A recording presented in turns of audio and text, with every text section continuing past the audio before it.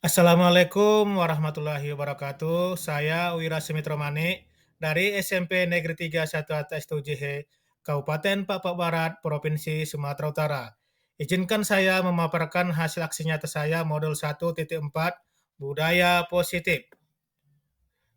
Berikut ini merupakan rancangan tindakan untuk aksi nyata saya. Yang pertama adalah latar belakang. Murid tidak suka peraturan karena selama ini jika mereka melakukan pelanggaran, tentunya mereka akan mendapatkan hukuman dan cenderung akan mempermalukan dirinya. Tujuan aksi nyata saya yang pertama adalah menciptakan murid yang merdeka dan disiplin dari diri yang kuat. Yang kedua, menumbuhkan budaya positif di sekolah dengan meyakini nilai-nilai kebijakan universal. Dan yang ketiga, menciptakan murid yang merdeka dan disiplin dari yang ketuntasan terbentuknya motivasi intrinsik pada murid dengan pembuatan keyakinan kelas. Tolak ukur keberhasilan aksi nyata saya adalah yang pertama, terbentuknya keyakinan kelas melalui kegiatan kesepakatan kelas yang dilakukan wali kelas dan siswa. Yang kedua, siswa mampu menerapkan dan menjalankan keyakinan kelas yang telah dibuat. Dan yang ketiga, terbentuknya keyakinan kelas melalui kegiatan kesepakatan kelas yang dilaksanakan bersama wali kelas, guru, dan murid. Selanjutnya, lini masa tindakan atau langkah-langkah tindakan yang akan dilakukan. Yang pertama, menghadap kepala sekolah untuk meningkatkan pentingnya penanaman budaya positif dan keyakinan kelas di sekolah, serta meminta izin untuk mendestinasikan bersama rekan guru. Yang kedua, mengumpulkan rekan guru untuk melakukan diseminasi pemahaman materi budaya positif atau keyakinan kelas dan segitiga restitusi. Yang ketiga, berkoordinasi dan berkolaborasi dengan wali kelas untuk membuat kegiatan kelas di kelas masing-masing. Dan yang keempat, memantau, merefleksi, dan mengevaluasi keyakinan kelas yang telah dibuat. Berikut dukungan yang dibutuhkan. Yang pertama adalah dukungan kepala sekolah, yang kedua rekan-rekan guru, yang ketiga wali kelas, yang keempat guru BK, dan yang kelima adalah sarana prasarana yang dibutuhkan. Berikut ini merupakan kegiatan diseminasi di sekolah mengenai pemahaman dan pengalaman penerapan budaya positif. Assalamualaikum warahmatullahi wabarakatuh. Selamat siang buat kita semua. Yang saya hormati Bapak Kepala Sekolah SMP Negeri 3 1 Atapaleam. Yang saya hormati Bapak Ibu Guru SMP Negeri 3 Laleam beserta staf. Di siang hari ini izinkan saya di siang hari ini untuk presentasi sekaligus merupakan kegiatan koktel sekolah kita, itu yang berjudul budaya positif. Jadi Bapak Ibu di sini nanti saya harap aktivitas kita semua menanggapi tentang judul budaya positif. Jadi budaya positif ini berhubungan langsung dengan kegiatan kita di sekolah bersama dengan siswa. Di sini Bapak Ibu ada komitmen belajar. Kalau di kelas itu namanya kesepakatan belajar. Jadi di sini yang pertama kesepakatan di sini yang pertama membuka diri terhadap perbedaan pendapat. Di sini apabila ada perbedaan pendapat antara teman yang satu dan yang lain, nggak apa-apa ya Bapak Ibu. Yang selanjutnya semua peserta berpartisipasi aktif dalam diskusi. Supaya lebih sempurnanya pertemuan kita ini, mohon kiranya untuk keaktifan kita semua. Selanjutnya adalah angkat tangan ketika ada yang ditanya atau didiskusikan. Yang keempat, semua peserta mengerjakan Wis, nggak ada ya. Kemudian menjaga ketenangan ataupun sosialisasi. Jadi ini dia kegiatan kita, kesepakatan komitmen belajar kita di siang hari ini. Oke, di sini bisa kita saksikan Ibu, di sini ada namanya, di sini adalah budaya positif. Berarti positif di sini artinya bagaimana kita ke depannya berpikir maju untuk mencerdaskan kehidupan bangsa.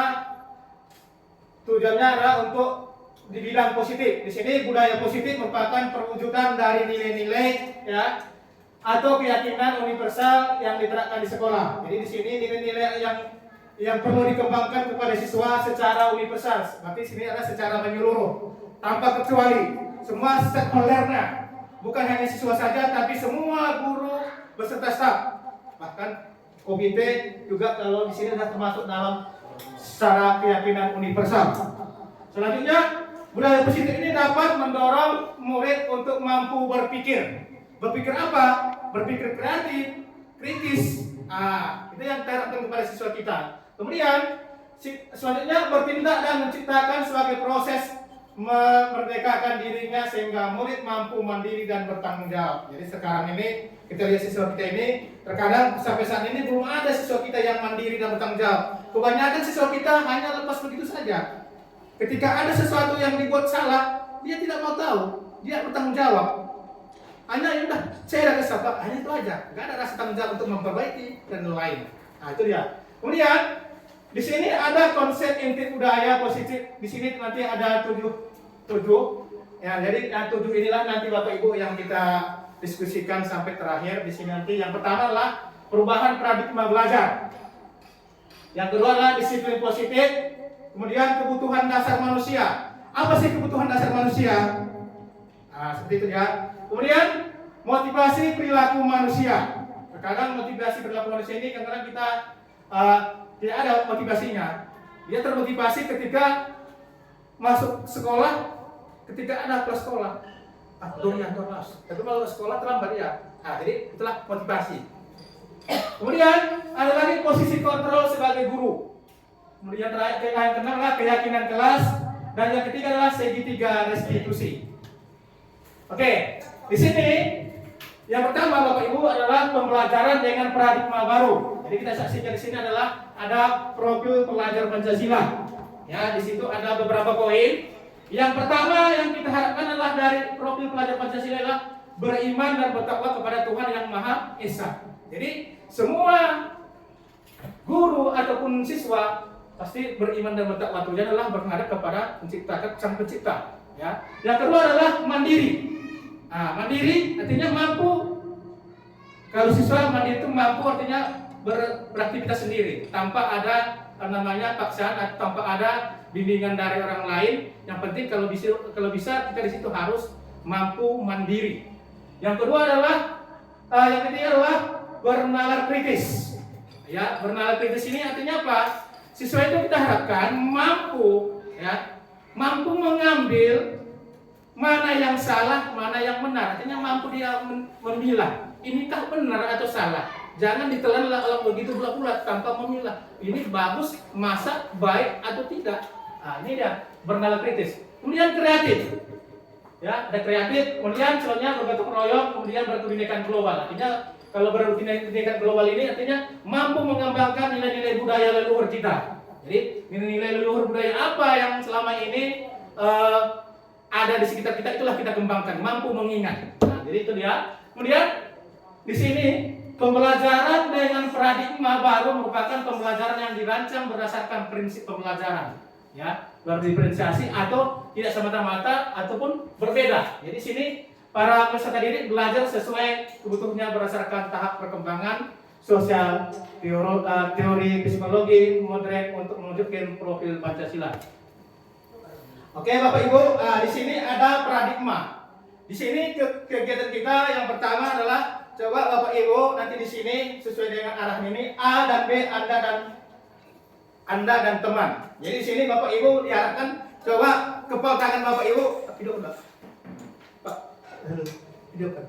Di kepal tangan Bapak Ibu di sini Ibu Pikirkan, kira-kira di tangan ibu ini ada nilai ataupun barang yang paling mahal yang tidak mungkin Bapak lepas. Siapapun tidak akan bisa merayu ibu atau mengancam ibu. Semua yang penting ini tetap ibu pertahankan. Ya, di mana? Kemudian si B mati kawannya. Dia berusaha semampu mungkin bagaimana supaya kepala ibu ini tadi bisa terbuka. Bagaimana cara temannya? Itulah bagaimana cara temannya juga harus kuat. Harus di sini cara ada membujuk, mengancam, menghetrik, merayu, menyuap. Yang penting ini bisa terbuka. Ternyata bagaimana cara pun temanmu tidak akan bisa ibu buka. Kenapa? Karena di sini adalah merupakan barang yang paling mahal, berlian, emas. Tidak akan bisa orang membukanya kecuali siapa? Diri kita sendiri.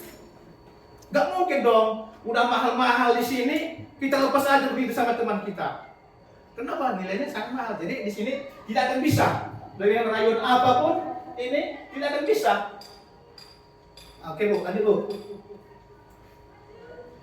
Pertanyaannya diskusinya Bu adalah bisa kita diskusikan. Apakah Anda berarti A atau B temannya buka kepala Anda? Mengapa Anda atau B membuka kepala Anda? Kira-kira Bu yang pertama ini. Di sini kan apakah Anda berarti yang A tadi atau B membuka kepala tangan Anda? Mengapa? Kira-kira bagaimana Bu kalau yang kita bahas satu ini? Apa alasannya? Pertama dari sini kan kepala tangan ini.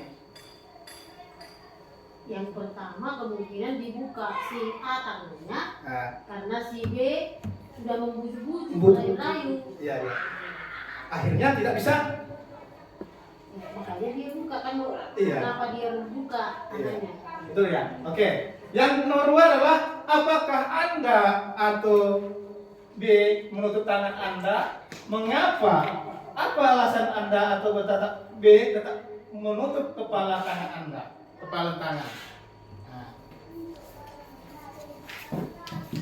Kira-kira bagaimana Ibu? Tidak tergoda dengan bujukan. Iya, tidak tergoda dengan bujukan. Kalau dalam agama bujukan setan yang terkutuk katanya. Tidak akan tergoda. Tidak akan tergoda dengan rayuan apa pun tidak akan tergoda. Kenapa? Ini di sini barang berharga. Jadi seperti itu dia. Kemudian dalam kegiatan inti, sesungguhnya siapa yang memegang kendali atau kontrol untuk membuka atau menutup kepala tangan Anda Bapak Ibu? Siapa kira-kira? Diri sendiri. Iya, diri sendiri. Walau rayuan apapun tidak akan sanggup kecuali diri sendiri. Karena di sini kitanya sendiri yang mengontrol. Buka enggak. Seperti itu dia. Oke, tadi Bu. Oke, jadi kemungkinan jawaban kita ini seperti ini ya Bu. Ada 2 poin. Pertanyaan pertama dan kedua bervariasi. Tadi kan bervariasi dia kan. Antara yang bersedia membuka dan yang kedua adalah dan yang tetap bertahan menutup kepala tangannya. Jadi sini itu pertanyaannya bervariasi jawabannya. Dan yang ketiga, siapakah tadi sesungguhnya yang memegang kontrol, yang menutup kepala tangan atau yang berusaha dengan cara untuk membuka kepala tangan? Jadi jawabannya adalah tentu jawaban kita terakhir adalah tentu tangan kita sendiri. Apakah kita membuka atau menutup kepala tangan kita itu bergantung pada diri kita masing-masing sesuai dengan kebutuhan dasar kita itu. Jadi seperti tadi, kalau memang mau kita buka ya dibuka. Ya. Jadi kalau tidak ya sampai siapapun nggak akan bisa membuka. Seperti itu dah. Itulah paradigma jawaban dari pertanyaan yang pertama tadi. Oke, lanjut Bu. Oke. Yang kedua adalah disiplin positif. Ya, disiplin positif. Di sini disiplin positif adalah pembiasaan hal yang baik. Jadi kalau dalam kehidupan sehari-hari, kalau sudah disiplin positif, berarti hal-hal yang baik yang kita lakukan. Tidak ada hal-hal yang negatif. Ya, namanya disiplin positif. Ya. Jadi sini mencakup sikap atau perilaku maupun tutur kata oleh seluruh warga sekolah, terutama bagi murid agar dapat berkembang menjadi pribadi yang kritis, mandiri dan bertanggung jawab. Jadi Bapak Ibu, selama ini kita lihat kalau berperilaku tutur kata bisa kita saksikan sendiri kalau di lingkungan kita ini bagaimana tutur katanya. Pasti kalau kita banyak kita dengar adalah yang negatif. Jadi disinilah dia manfaat dari disiplin positif. Kemudian sebagai pendidik, berarti siapa sebagai pendidik itu? Berarti kita akan Bapak Ibu, ya kitalah sebagai pendidik yang akan mengajari anak-anak kita itu bagaimana bertutur kata yang baik, sopan santun, hormat kepada orang tua, dan begitu juga dengan warga sekolah sekitar. Ini warga sekolah sekitar ini warga sekolah dalam ini, warga sekitar adalah tetangga kita atau di luar dari sekolah. Jadi sini menciptakan peserta didik yang memiliki disiplin dari disiplin diri sehingga mereka berperilaku mengacu kepada nilai-nilai kebijakan universal. Ya, jadi kebijakan universal ini berarti ini kebijakan yang dibuat oleh sekolah. Ya, kebijakan yang dibuat oleh sekolah. Kenapa? Kita bekerja di salah satu sekolah, berarti sekolah itu memiliki peraturan, memiliki kebijakan. Ya, berarti kalau sudah dibuat peraturan, berarti kebijakan itu berguna secara universal. Tidak hanya berlaku hanya bagi TU, tidak berlaku hanya bagi guru, tetapi semua stakeholder ataupun warga sekolah, mulai dari siswa sampai gurunya sampai ke sekolahnya, ini berlaku kebijakan universal dan memiliki motivasi dalam diri menuju perubahan perilaku yang harus lebih baik. Jadi motivasi kita bagaimana? Apa motivasi kita? Kita berangkat ke sekolah ini. Sebagai pendidik, motivasi kita yang pertama apa kira Bapak Ibu? Apa motivasi kita ke sekolah? Mengemban tanggung Apa jawab. kira-kira? Motivasi pertama kita ke sekolah sebagai pengajar, pendidik apa? Ya, mencerdaskan anak bangsa. Ada lagi Bapak Ibu? Melaksanakan tugas panggilan. Mengemban tanggung jawab. Mengemban tanggung jawab sebagai guru. Apalagi motivasi kita untuk sih. Jadi itu tujuannya pasti di sini lah, jadi motivasi dalam diri bagaimana supaya seorang guru itu termotivasi masuk ke sekolah. Tujuannya lah tentunya adalah untuk namanya mencerdaskan anak didik, di mana pendidikan itu berpusat kepada siswa, tidak lagi pembelajaran itu berpusat kepada guru, tapi berpusat kepada siswa sesuai dengan perkembangan zaman saat ini. Oke, yang selanjutnya adalah masih dalam kategori disiplin positif.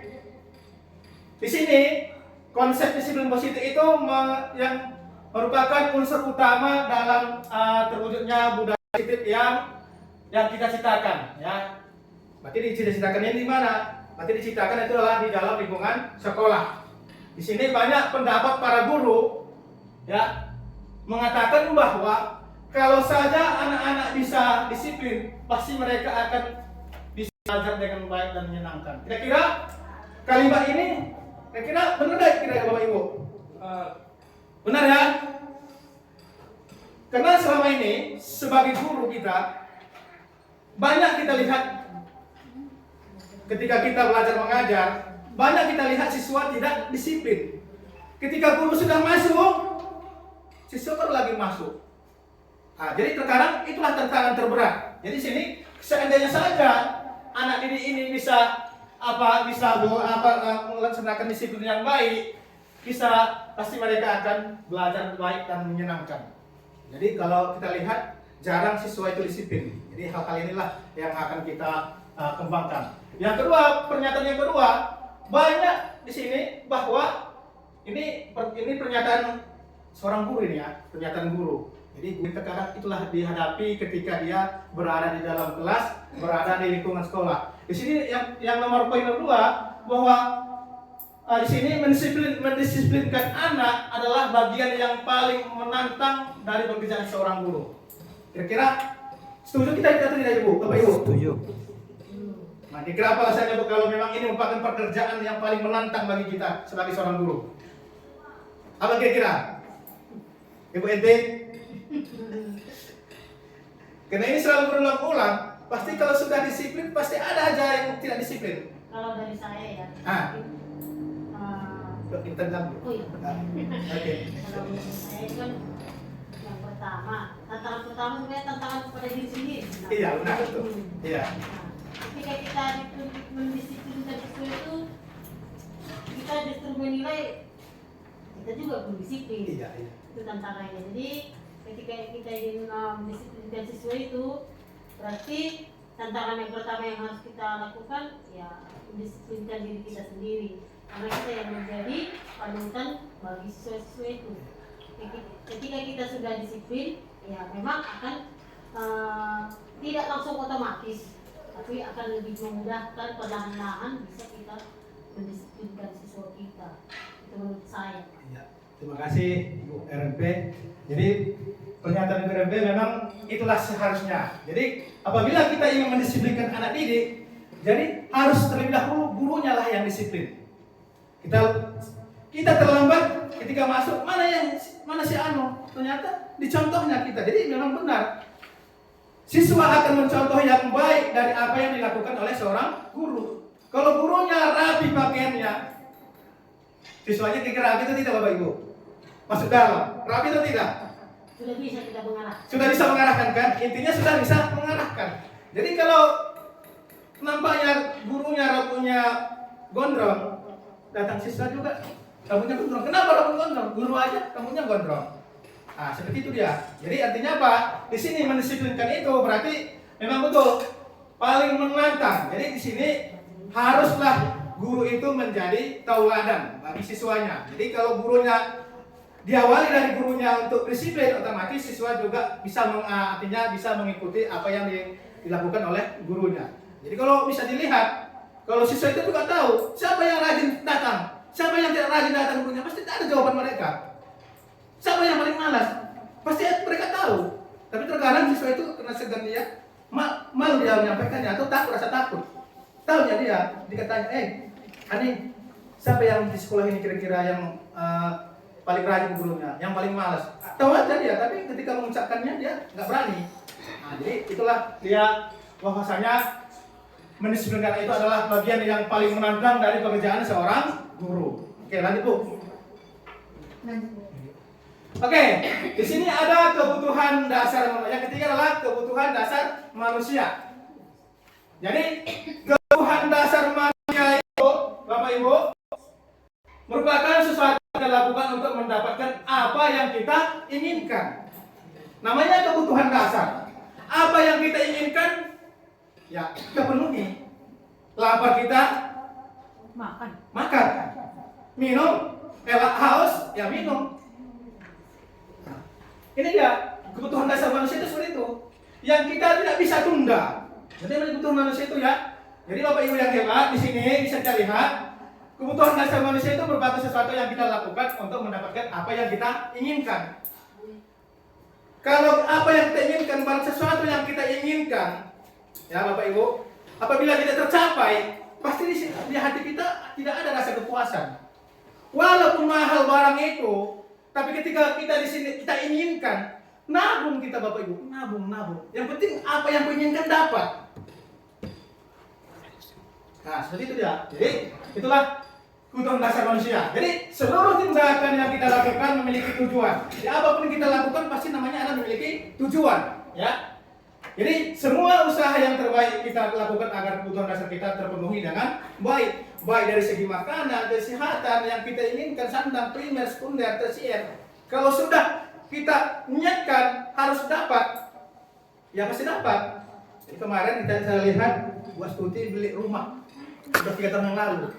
Tapi pasti bisa rupanya kalau ada niat. Nah, oke, itu dia. Nanti Bu. Nah, kemudian di sini kita lihat Bapak Ibu ada di layar, kebutuhan dasar manusia itu dibagi menjadi 5. Yang pertama adalah bertahan hidup.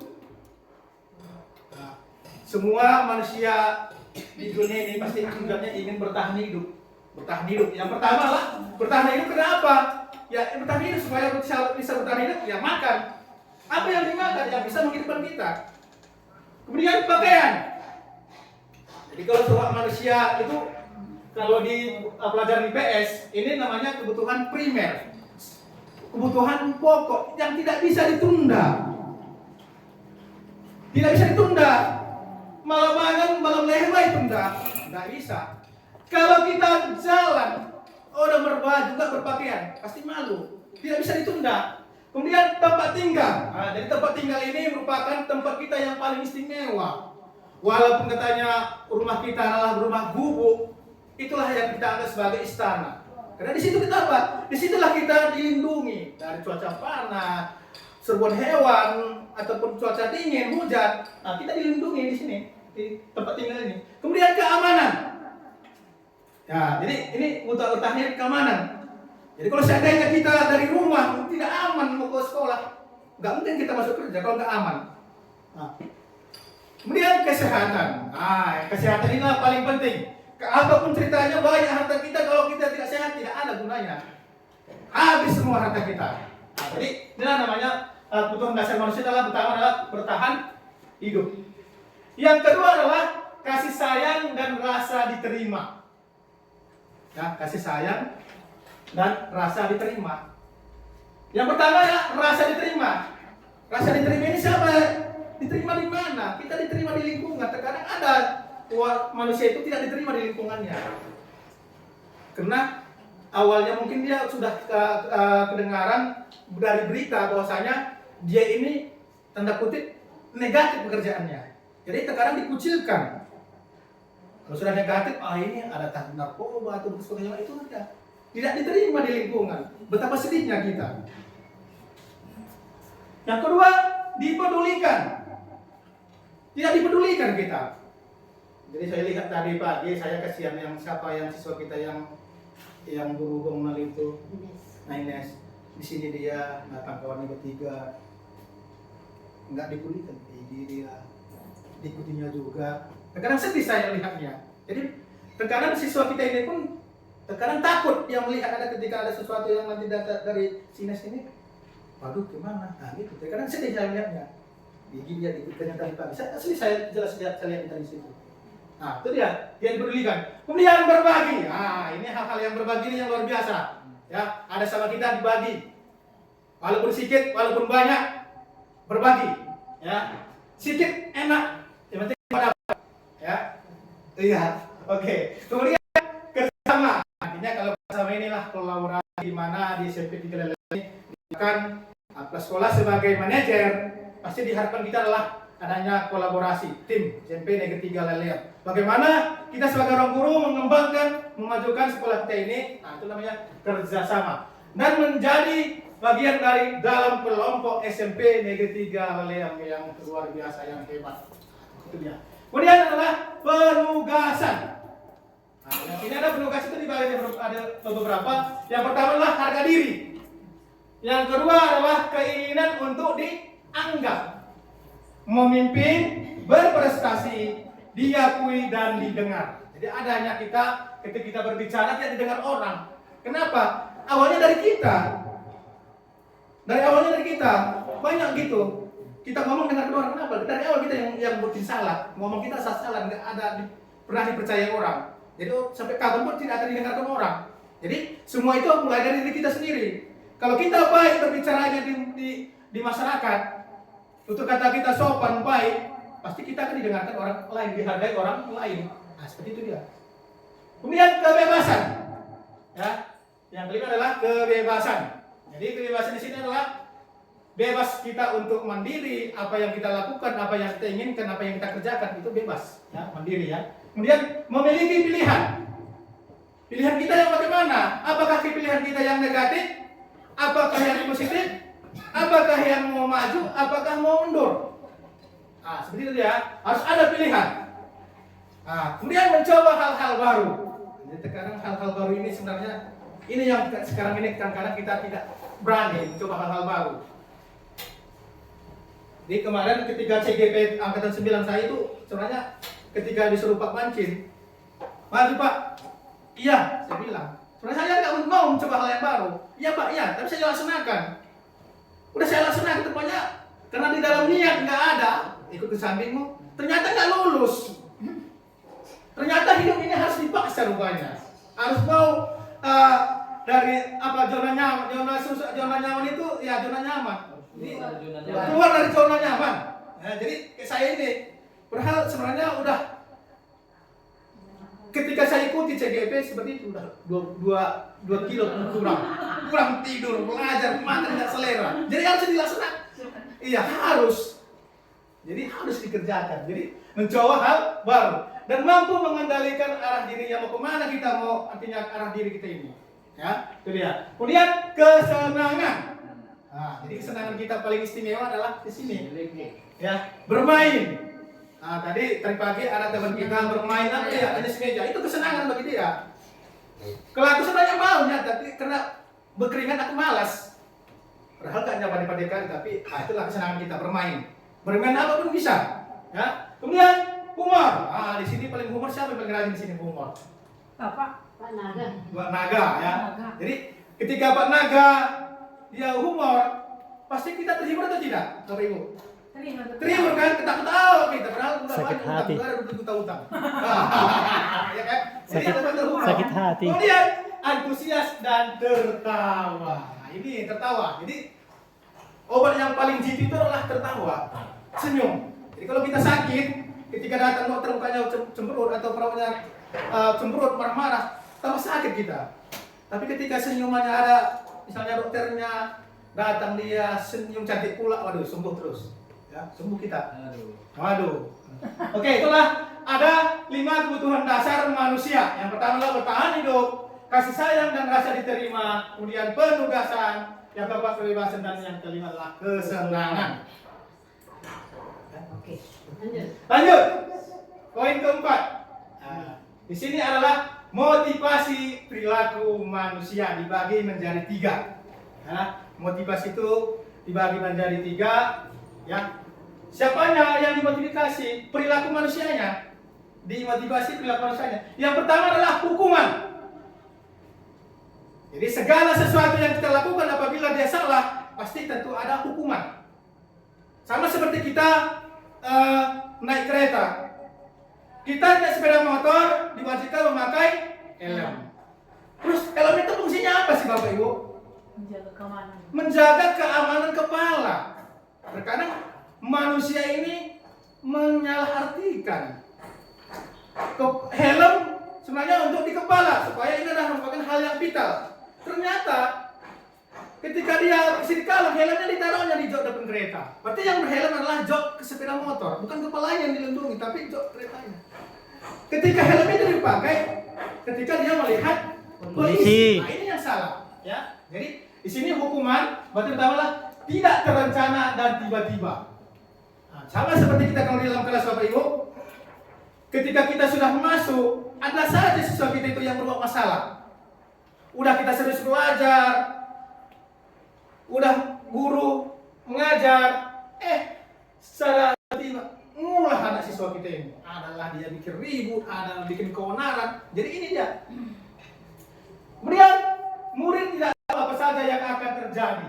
Nah, jadi di sini murid tidak akan tahu ketika dia melakukan itu, dia nggak tahu apa yang terjadi. Padahal ketika dia melakukan di sini, melakukan di dalam kelas, pasti dia seharusnya tahu, oh berarti ribut pasti mengganggu teman-teman yang lain. Nah, seperti itu ya. Kemudian bersifat satu arah, ya, berupa hukuman atau fisik atau psikis. Kira-kira Bapak Ibu kalau hukuman fisik dan psikis, kira-kira yang mana itu Bapak Ibu? Kalau fisik dicubit misalnya. Kalau fisik langsung ya, langsung ya. Tapi kalau psikis kan Ucapan. Terkadang ucapan lebih menyakitkan dari cubit. Iya kan? Jadi di sini dia. Hukumannya ini ada 2. Yang mana mau kita lakukan? Tergantung, ya. Kemudian konsekuensinya, ya. Terencana, disepakati sesuai aturan, tak dibuat tidak enak atau guru yang selalu monitor murid. Jadi di sini inilah kerja kita. Konsekuensinya, ketika siswa ribut, berarti sini murid tetap dibuat tidak nyaman. Kita marahin, ngapain kau di situ? Dengarkanlah, capek Bapak. Ataupun di sini jika guru selalu memonitor. Ketika siswa tidak belajar atau bagaimana? Kemana ya, Dek? Kemana ya, Nak? Udah sampai mana pekerjaanmu? Ya, baru ini ya. Nah, kita monitor terus bagaimana supaya siswa itu tetap aktif. Ya. Kemudian adalah restitusi. Nah, di sini Restitusi ini adalah proses yang menciptakan kondisi bagi murid untuk memperbaiki kesalahannya.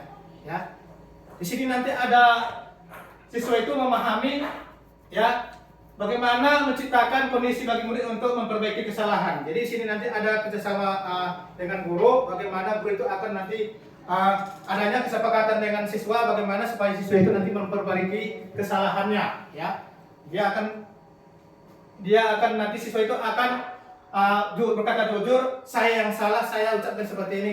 Dia nanti ada di situ. Nanti di slide selanjutnya ada proses memperbaiki kesalahan. Yang selanjutnya adalah proses kolaboratif, yaitu yang mengajarkan murid untuk mencari solusi sendiri. Jadi nanti semalam saya ada praktek di ruangan SD. Di situ kami ada memperbaiki kesalahan. Jadi di situ saya mewawancarai siswa, bertanya apa kesalahannya, nanti ada videonya, kita saksikan nanti. Kemudian yang kelima di sini adalah posisi kontrol guru. Yang pertama adalah posisi yang pertama yang dimiliki guru adalah sebagai penghukum. Ya, guru yang sebagai penghukum. Kita lihat gambar ini Bapak Ibu, ada megang apa ini Bapak Ibu? Palu-palu. Pukul ya. Ini adalah siswa yang terhukum, yang membuat kesalahan. Kesalahannya bermacam-macam. Kalau kita sebagai seorang guru,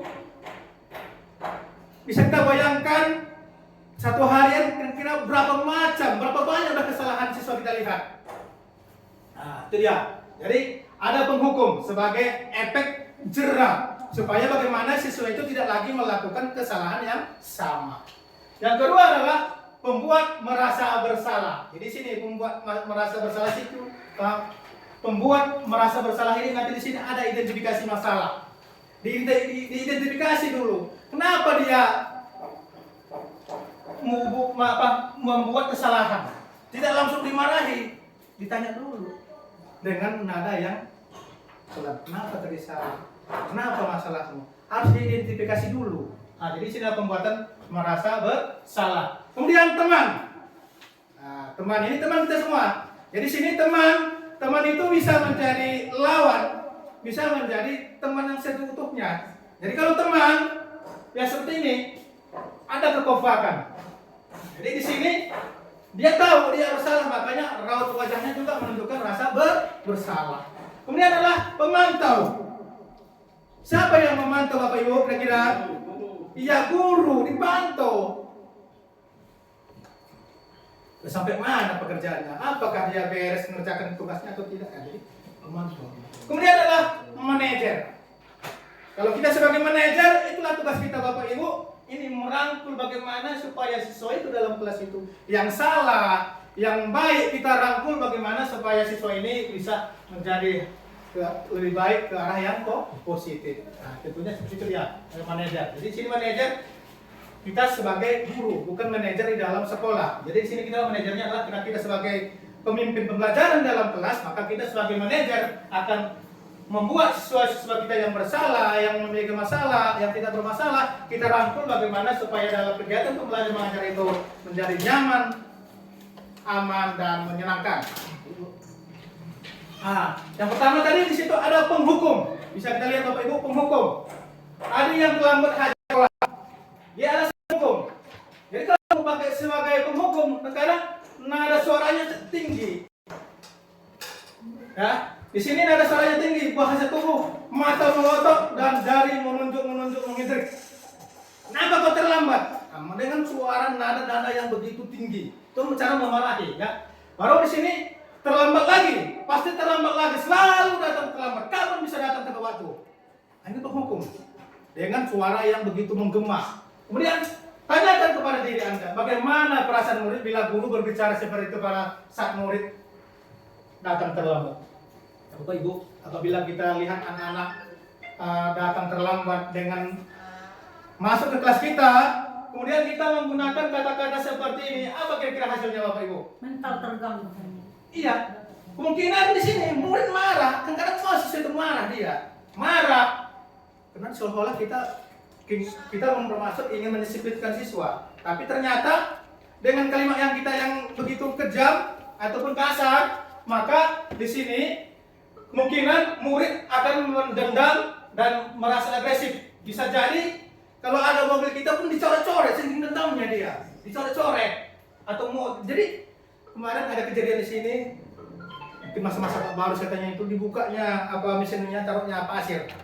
Kenapa? Karena begini, penghukumnya dengan nada suara yang sangat tinggi. Masalahnya kalau kita seperti ini, cara penghukumnya, maka pasti siswa itu merasa dendam, merasa nggak nyaman sama kita, benci kali dengan bapak itu ya, seperti itu. Kira-kira kalau yang ini Bu, kira-kira setuju atau tidak kita Bu? Kalau seperti ini, bagaimana Bu? Tidak ya? Alasan kenapa Bu? Tidak menciptakan efek jerah buat siswa, Pak. Jadi bahkan dia jadi menambah dendam dan dirasa tidak nyaman. Terima kasih Bu. Jadi memang benar kalau kita seperti ini tidak bisa membuat menjadi efek jerah. Malahan di sini tadi bikin membuat anak siswa itu menjadi makin marah dan makin dendam. Oke, lanjut Bu. Itu yang pertama penghukum. Sekarang yang kedua tadi adalah pembuat merasa bersalah. Ya, pembuat merasa bersalah. Di sini suara kita sudah mulai menurun. Ya, nada suara sudah memelas, halus, sedikit bahasa tubuh merapat pada anak lesu. Di sini, jadi ketika guru bertanya, adik, kamu ini bagaimana ya? Kamu sudah berjanji dengan ibu, ya, tapi kelas juga terlambat. Jadi sudah mulai menurun dia. Kenapa? Karena guru itu juga merasa bersalah juga ketika dia membentak-bentak siswa. Ya, itu dia. Jadi sini dia, bagaimana perasaan murid bila ditegur seperti cara ini? Di sini hasilnya apa? Kita lihat hasilnya di situ. Murid akan merasa bersalah. Tapi kalau yang pertama tadi makin dendam ya kan Bapak Ibu. Kalau sini dia udah menyesal, merasa bersalah ini. Salah rupanya kerjaan ini. Jadi di sini dia. Jadi merasa bersalah, mengecewakan, ya, mengecewakan ya. Murid akan merasa menjadi orang yang gagal dan tidak sanggup membahagiakan orang lain. Jadi kadang-kala sikap seperti inilah yang selalu berbahaya dari sikap sebagai seorang penghukum. Ya, oke, lanjut Bu. Kemudian yang ketiga adalah sebagai teman. Ya, di sini nada suara ramah, akrab, bercanda, bahasa tubuh merapat dan lain-lain. Jadi sini seorang guru itu harus bisa menjadi seorang teman bagi siswanya. Ya, diajak ngobrol, bercanda-canda, ada artinya kesepakatan mereka, senyum-senyum. Nah ini. Nanti kalimat di sini nanti Pak Guru akan membantu kamu. Jadi di sini udah ada perasaan teman. Tapi terkadang hasilnya murid akan merasa senang dan akrab dengan guru. Ini termasuk dampak yang positif. Ya, kalau sudah siswa dengan guru itu akrab, itulah dampak positifnya. Sedangkan kalau dampak negatifnya, murid menjadi tergantung kepada guru tersebut. Nah, seperti ini Bapak Ibu, kalau misalnya keinginannya tidak tercapai dari Bapak Ibu gurunya atau dari temannya, apa jawaban yang tadi yang kita bantu? Saya, itu kalimatnya. Ternyata enggak. Kenapa? Ketika keinginannya tidak terpenuhi. Begitulah kalimatnya. Kukira Bapak teman sebaik saya. Nah, kenapa? Karena sudah merasa tergantung pada guru tersebut. Nah, jadi itulah hasil dari ini, merasa teman, hasilnya ada bisa positif dan bisa negatif. Dan akhir-akhirnya berbuat sesuatu bila yang menyuruh adalah guru tersebut, maka belum tentu berlaku yang sama dengan guru atau orang. Aku bisa seperti itu. Terkadang gitu juga. Buat terlalu baik, terakhir ini masuk ke harga kita juga. Kita seperti negatifnya. Kalau yang positifnya, kalau kita berteman sama siswa, sebenarnya baik sebenarnya. Itu yang positifnya. Oke, lanjut Bu. Yang keempat adalah pemantau. Nah, bisa dilihat Bapak Ibu, pemantau di sini adalah nada suaranya sudah datang. Bahasa tubuhnya yang formal. Jadi sini kita lihat guru, adik, tahukah kamu jam berapa kita mulai? Sudah makin menurun dia. Tahu Pak, guru. Kamu terlambat 15 menit, apakah kamu sudah mengerti konsekuensinya yang harus dilakukan bila terlambat? Jawabannya, paham Pak. Dia sudah menjawab. Kalau dia penghukum yang pertama tadi, boro-boro dijawab. Cakap itu benar enggak? Iya atau enggak? Nah, seperti itu dia. Jadi di sini yang benar ini. Ya, di sini ya. Jadi ini udah makin lembut dia. Jadi hasilnya bagaimana? Murid memahami konsekuensi yang harus dijalankan karena telah melanggar satu peraturan sekolah. Jadi kalau sudah melanggar peraturan sekolah, tentunya sebagai guru membuat perasaan merasa bersalah. Coba siswa itu supaya dia merasa bersalah, bukan merasa paling benar, merasa bersalah. Jadi sini murid tetap dibuat tidak nyaman. Nah, katanya tidak nyaman. Dari 19 pada waktu istirahat. Ini dengan pengumumannya, dengan dihukum ya, harus tinggal kelas pada waktu. Sehingga kita tetap siswa itu tetap di dalam kelas, tidak boleh istirahat. Nah, itulah hukuman kalau dia sebagai pemantau, walaupun dia masih tetap di kelas tapi tetap dipantau oleh seorang guru. Lagi Bu. Yang terakhir adalah sebagai manajer. Nah, jadi manajer kalau dia di sekolah itu adalah manajer adalah kepala sekolah. Kalau dia di kelas itu adalah gurunya adalah sebagai manajer. Di sini nadanya sudah makin tulus. Nadanya suara tulus, bahasa tubuhnya tidak kaku, mendekat ke murid. Nah, di sini Adi, apakah kamu mengetahui itu berapa sekolah yang lain? Sama. Ya. Lanjut sampai saya bisa menanyakan teman saya Pak untuk mengajar. Siswa pun jawabnya sudah semakin lembut, sudah semakin logika dia. Ya. Baik. Di sini tidak Pak, saya bisa hadir. Jadi sini sudah mengakui saya akan bisa hadir pada tepat waktu. Jadi sekarang itu tadi Bapak Ibu, kita dilihatnya tidak tepat waktu datang sebagai guru. Ya, kadang-kadang siswanya juga melihat, wah Bapak itu aja terlambat kok. Nah seperti itu. Jadi negatif ke orang lain. Jadi buat contoh, dia aja begitu. Nah seperti itu. Ya. Jadi seperti itu dia. Lanjut Bu. Oke. Kemudian di sini ada contoh lain penerapan 5 posisi kontrol. Ya. Yang pertama adalah sebagai penghukum. Kira-kira Bapak Ibu semua pernah tidak menghukum siswa? Mana Bapak Ibu pernah Bu? Pasti pernah ya. Pasti pernah namanya menghukum siswa. Bagaimana cara menghukum siswa? Nah, kalau di sini contohkan berdiri dengan sebelah kaki di depan kelas. Hasilnya apa? Nah, tadi yang pertama tadi bisa saja murid menjadi marah, dendam dan lain. Kenapa? Karena dia sudah dimalukan, dipermalukan di depan teman-temannya. Kenapa? Karena dia sudah dihukum angkat kaki di depan kelas atau di depan temannya. Kemudian pembuat merasa bersalah. Kira-kira Bapak Ibu kalau di dalam kelas pernah nggak merasa pembuat merasa bersalah? Pernah ya? Pernah. Ya, di sini sekali Ibu sudah ingatkan.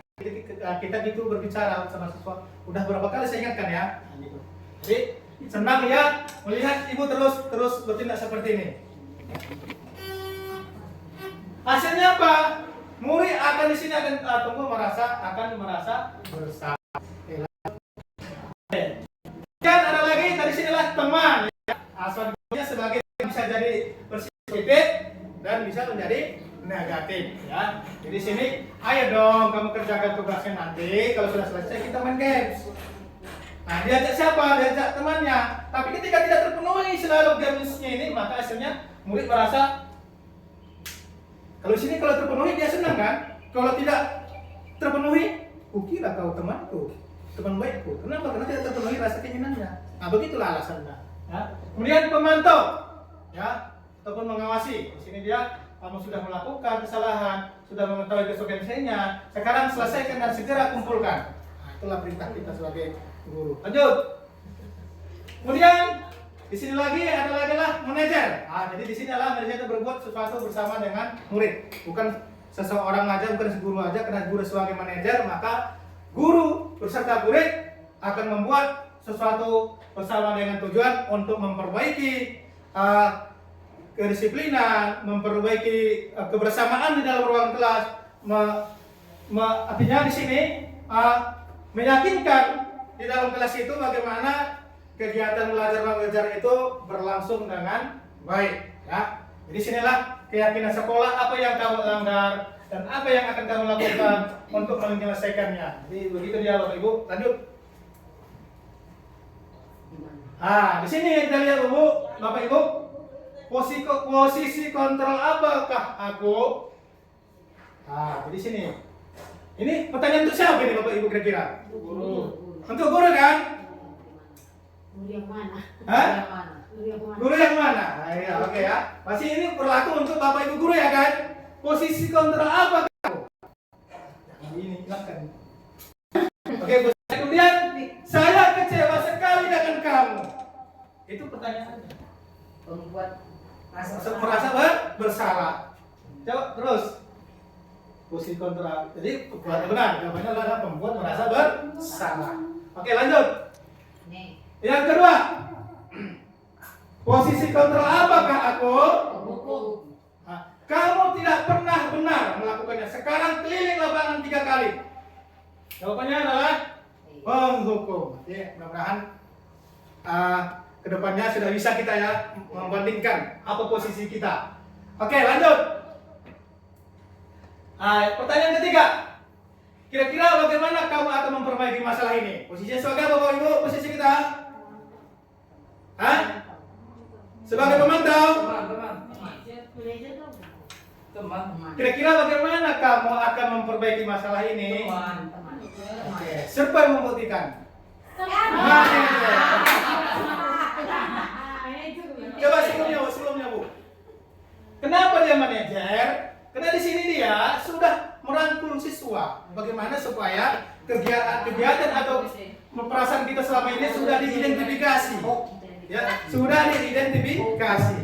Ya, perasaan berbuat merasa bersalah. Oke, lanjut Bu. Oke, lanjut. Ini posisi yang selanjutnya. Ayolah, lakukan demi Bapak Ibu. Teman. Iya, jawabannya adalah teman. Lanjut. Ini posisi kontra apakah aku? Selanjutnya. Kamu terlambat 15 menit. Apakah kamu sudah mengerti konsekuensinya yang dilakukan dengan terlambat? Mantap. Bu. Iya, jawaban yang benar adalah sebagai posisi kita adalah sebagai pemantau. Tadi Bapak Ibu posisi sebagai pemantau tadi apa artinya Bapak Ibu? Sebagai pemantau tadi di awal penjelasan. Kira-kira apa tadi Bu? Pengertian pemantau. Mengawasi ya kan? Jadi diawasi. Siapa yang diawasi? Siswa. Bagaimana kegiatan dia dalam kelas itu kita awasi. Walaupun dia ikut dalam belajar, tapi kita awasi. Kalau dia penghukum, disuruh dia keluar, angkat kaki. Tidak kita masukkan di dalam kelas. Dia kita masuk dalam kelas, tapi kita tetap pantau. Apakah dia belajar, apakah dia tidak? Seperti itu dia. Oke Bu? Oke. Yang terakhir adalah kok yang terakhir ya? Yang nomor 6, keyakinan kelas. Jadi hal-hal inilah keyakinan kelas kita mungkin kita laksanakan.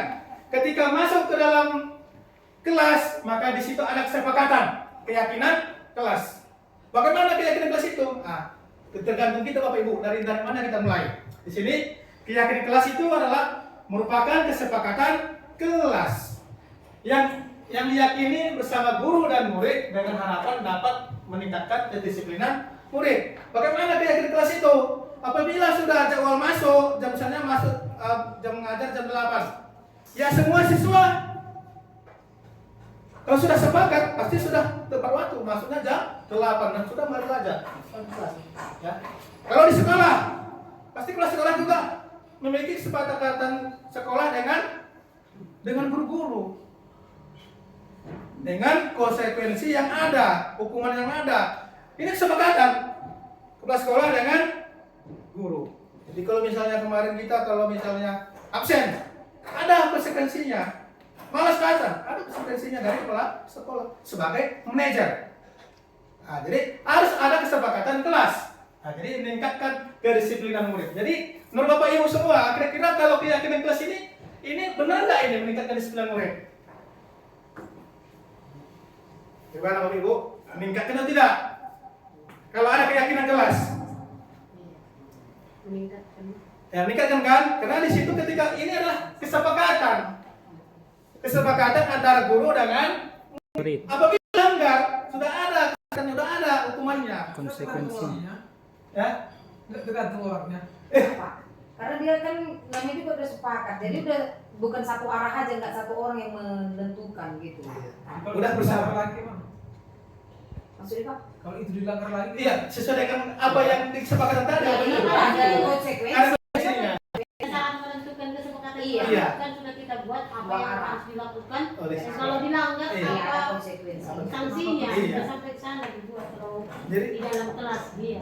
Jadi kemarin ada saya dengar Ibu Lia ada kesepakatan itu termasuk kesepakatan kelas itu ya. Karena apabila siswa tidak mengerjakan kelas, ya, apabila siswa tidak mengerjakan tugas, maka ada konsekuensinya. Ada buku dosa. Jadi ketika kemarin saya masuk IPS biasanya ada yang orang-orang itu aja nggak pernah siap. Pernah menuliskan nama-nama negara yang berada di benua Asia. Indonesia pun nggak tahu, bilang yang lain dari negara dari Eropa, kan itu terlalu. Negaranya pun nggak tahu. Iya. Jadi itu dia. Jadi semua menulis mengerjakan walaupun salah benernya nanti yang penting ada ada tanggung jawabnya, ada setorannya. Oh ternyata semua mengerjakan, luar biasa. Ini termasuk kesepakatan atau keyakinan kelas. Jadi ini adalah upaya penyerataan. Ini secara ini berlaku universal, semua berlaku. Kalau guru juga terlambat bisa juga dihukum. Bisa ya? Nah, namanya keyakinan kelas ya. Oke. Oke, lanjut.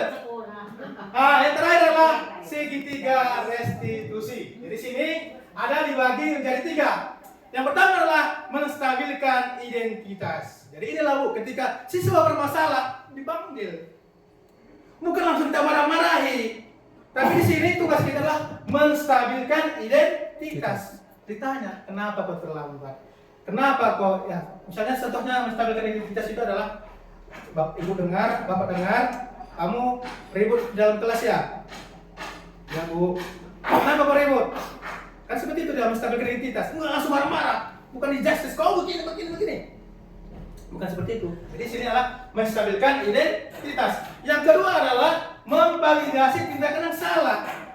Jadi pertanyaannya, kenapa kamu merasa bersalah enggak ketika kamu ribut-ribut di dalam kelas? Merasa bersalah, Bu. Posisi apa yang kau langgar? Apakah disiplin? Itu. Yang ketiga adalah menanyakan keyakinan. Ya, di sini segitiga restitusi adalah suatu proses dialog. Dialog yang dijalankan guru atau orang tua agar dapat menghasilkan murid yang mandiri dan bertanggung jawab. Jadi di sini siswa itu dituntut untuk bertanggung jawab. Ketika dia melakukan kesalahannya, dia harus bertanggung jawab bagaimana supaya kesalahan itu tidak lagi terulang. Oke. Selanjutnya, Bu. Menstabilkan identitas. Berbuat salah itu manusiawi. Tidak ada manusia yang sempurna. Bapak Ibu juga pernah melakukan kesalahan seperti itu. Dan juga kamu berhak merasa begitu. Jadi Bu, validasi tindakan yang salah. Ini pertanyaan. Kamu pasti punya alasan mengapa melakukan hal itu. Yang kedua, padahal kamu bisa melakukan yang lebih buruk darinya. Ketiga, kamu patut bangga pada diri sendiri karena kamu telah melindungi sesuatu yang penting membuat. Oke, tadi Bu. Oke, sampai di sini Bapak Ibu, ada yang mau dipertanyakan? Sudah jelas? Jawab Bu, dijawab. Ya. Ya. Lima ya.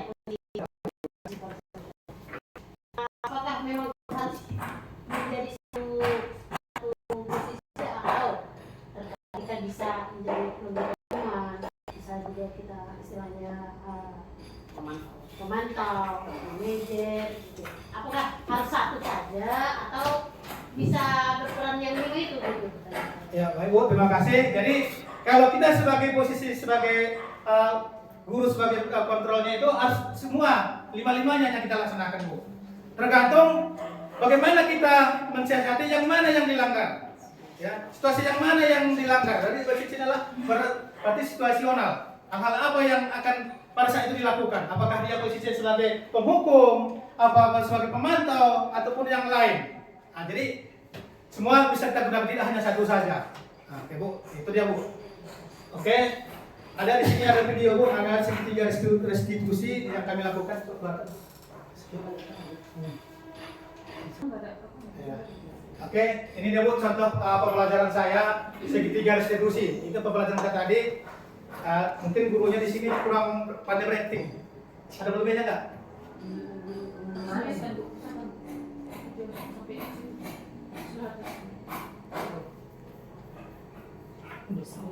Kenapa, Pak? Kabupaten Pemekaran, Provinsi Sumatera Utara. Video ini merupakan praktek penerapan segitiga restitusi untuk menyelesaikan permasalahan seksual di bawah daya petugas.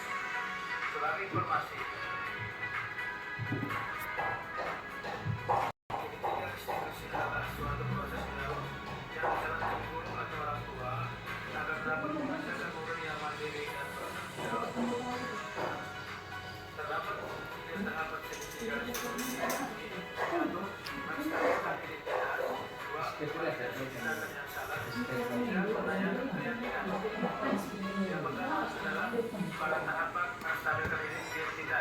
Nanti ada buat merasa bersalah ya, buat kesalahan ya, menggeser identitas gagal ke identitas yang lebih sukses. Nanti ada videonya, bisa kita saksikan sebentar. Nah, kemudian di sinilah nanti validasi tindakan yang bersalah. Nah, ada 3 poin. Yang pertama sinilah saya memenuhi kebutuhan tertentu, ada lagi respon menjadi proaktif, dan terakhir adalah memiliki hubungan dengan murid.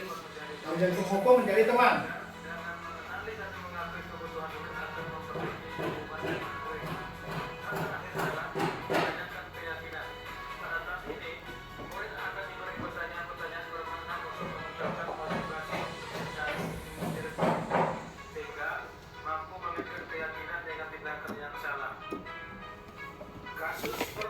Inilah kasusnya Bapak Ibu. Tidak suka pekerjaan PR-nya, selalu dicontek oleh temannya, ia marah dan tidak bisa menahan rasa amarahnya.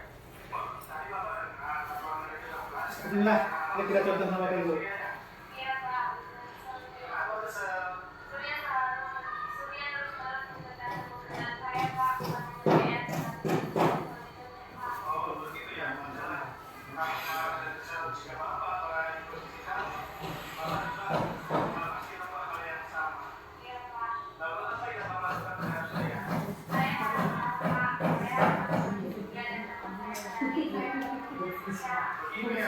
Ya, untuk mana beraktif? Itu siswanya yang melakukan.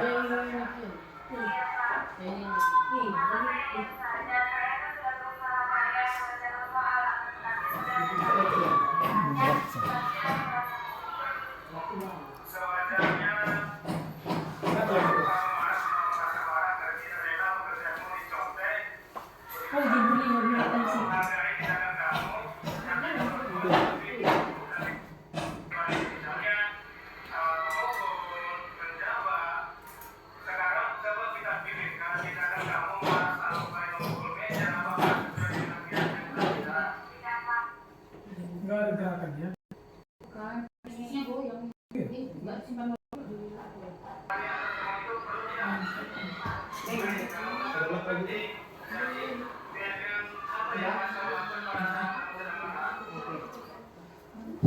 Oke, Bapak Ibu, demikianlah presentasi saya di siang hari ini.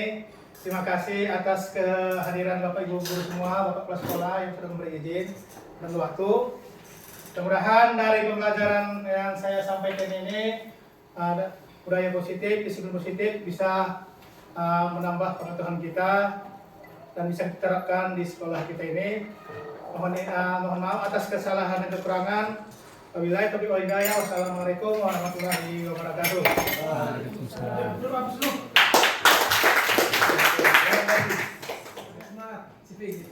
CGP. Mantap.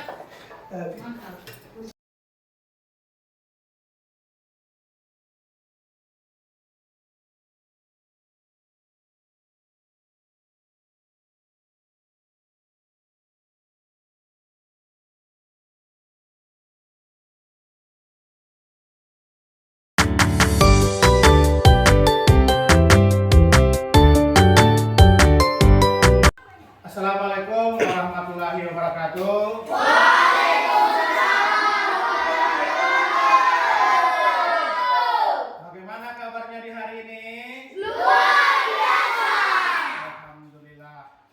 Jadi hari ini, di siang hari ini, kita akan membuat yang namanya keyakinan kelas. Kira-kira anak-anak Bapak semua pernah dengar namanya dengan keyakinan sekelas? Pernah? Belum pernah ya? Jadi ada yang pernah mendengar? Jawabannya belum pernah ya kan? Oke, di sini Bapak akan menjelaskan ya apa itu keyakinan kelas. Yang pertama, keyakinan kelas itu mirip-mirip dengan peraturan sekolah. Misalnya peraturan sekolah apa?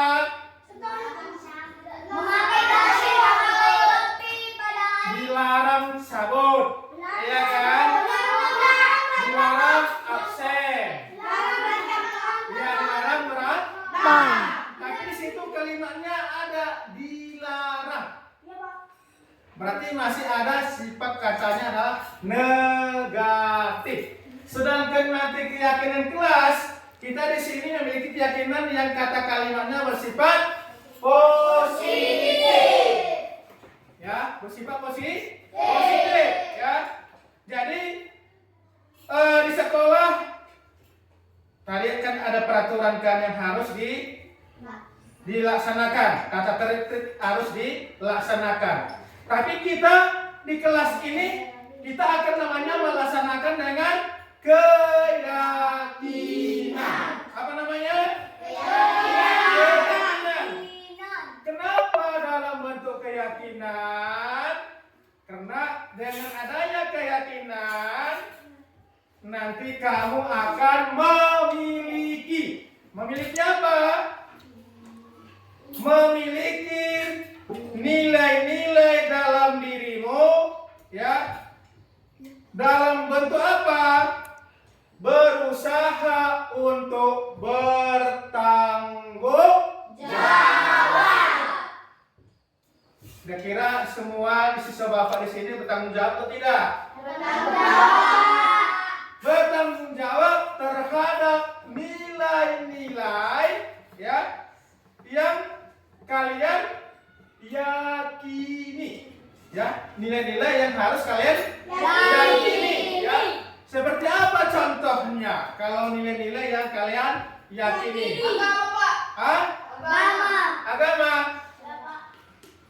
Agama. Agamanya apa? Nah. Jadi contoh nilai keyakinan seperti contohnya adalah kita akan membuat keyakinan dalam bentuk kesepakatan. Kesepakatan siapa? Guru dengan siswa. Kesepakatannya apa? Tentang tentang keyakinan kelas. Berarti keyakinan di dalam kelas ini yang kita lakukan. Di mana kalimatnya itu kata-katanya malah bersifat positif. Jadi bersifat positif berarti sini adalah kesepakatan atau keyakinan antara guru dengan siswa. Jadi dengan adanya keyakinan kelas tadi, maka kita sepakat ya? Ya, Pak. Kita sepakat di dalam kelas ini, ya, antara yang lain, antara teman yang satu dengan teman yang lain harus saling menghormati, menghargai, ya kan? Ya, Pak. Misalnya salah satu contoh kesepakatan antara kamu dengan guru yaitu saling menghargai. Contoh yang lain, misalnya di kelas ini harus namanya sepakat membersihkan kelas. Berarti sudah ada keyakinan kelas ya. Kalau sudah ada keyakinan kelas, sifatnya adalah bersifat kalimat positif. Ya. Harus bersifat positif.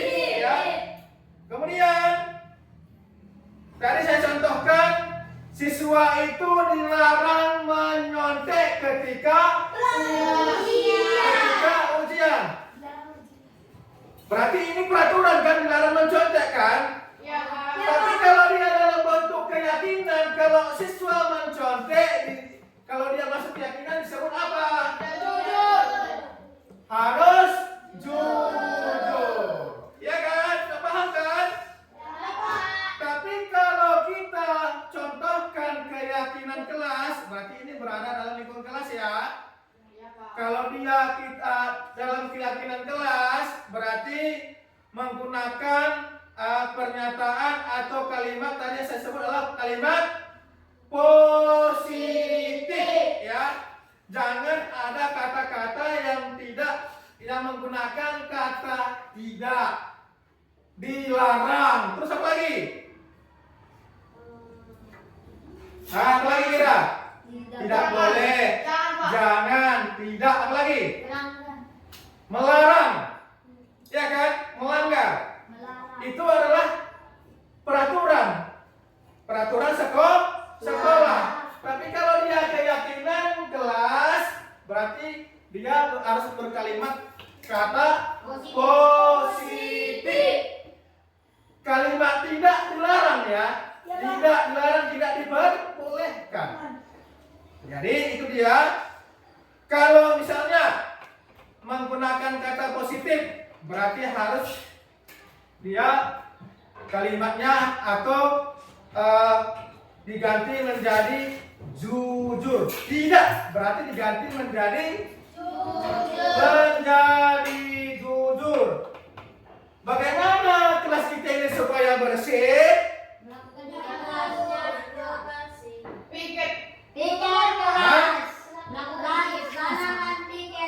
Melaksanakan tugas di guru. Iya, harus melaksanakan piket kelas. Berarti piket kelas ini siapa yang mengeluarkan piketnya, jadwalnya? Guru. Oke, berarti menjaga kebersihan kelas. Sudah paham? Sudah, Pak.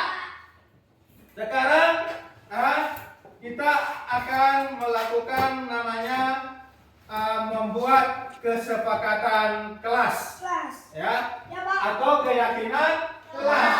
Kesepakatan itu harus dilaksanakan. Jadi misalnya tadi saling menghormati, rajin belajar, dan masih banyak lagi ya kan.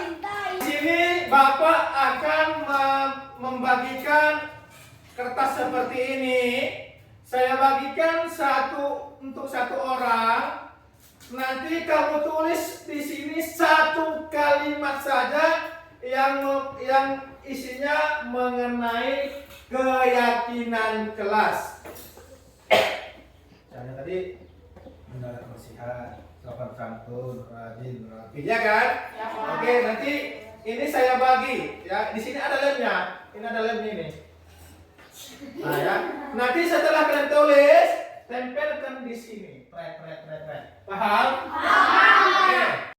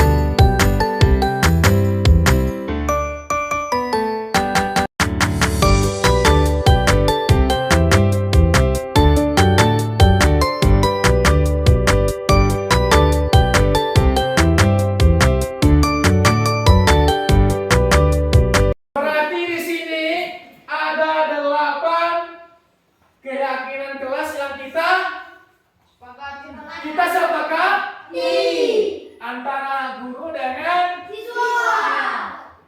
yang pertama adalah menjaga kebersihan. Sepakat? Menjaga kebersihan. Oke, saling menolong. Sepakat? Jujur. Sepakat? Rajin belajar. Rajin sekolah. Saling menghormati. Menjaga lingkungan sekolah dengan menjaga lingkungan sekolah. Menjaga lingkungan sekolah dari Kerusuhan. dari membuang sampah sembarangan. Kemudian keyakinan kelas ini adalah kalau permisi harus permisi kepada Bapak Ibu guru. Sepakat? Sepakat? Berarti ada 8 keyakinan kelas yang kita sepakati. Harus disepakati ya. Harus dilaksanakan ya. Ya, Pak. Kalau sudah sepakat ya, yang 8 ini sudah sepakat kita semua. Udah, Pak. Keyakinan kelas sudah sepakat. Udah. Oke, kalau sudah sepakat, silahkan tanda tangan. Berarti kalau sudah tanda tangan, berarti sudah setuju dengan adanya keyakinan kelas yang kita sudah sepakat. Nanti satu orang ke depan untuk tanda tangan dari keyakinan kelas yang sudah kita sepakati bersama.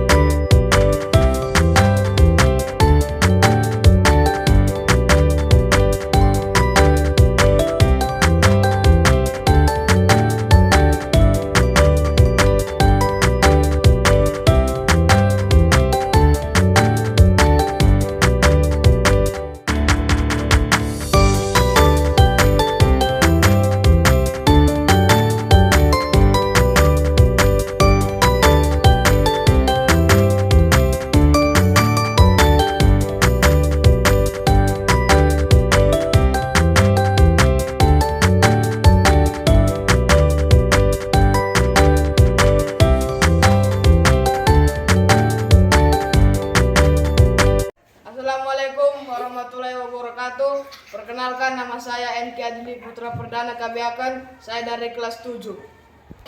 Assalamualaikum warahmatullahi wabarakatuh. Perkenalkan nama saya Sari Saputra Angkat. Saya dari kelas 7. Oke. Assalamualaikum warahmatullahi wabarakatuh. Perkenalkan nama saya Bibi Amelia Dabutar. Saya dari kelas 7 SMP. Assalamualaikum warahmatullahi wabarakatuh. Perkenalkan nama saya Saira Bangaria, kelas 7 SMP Ladean.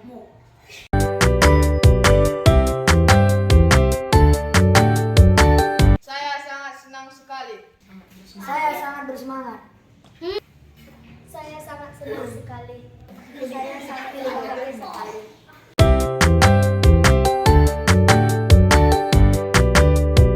Sangat penting. Sangat penting. Sangat penting. Sangat penting. Sangat penting.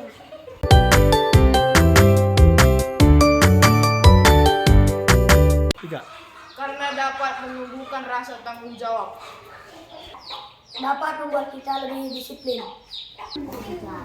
Karena dapat membuat kita menghargai orang lain. Dapat membuat kita lebih baik lagi.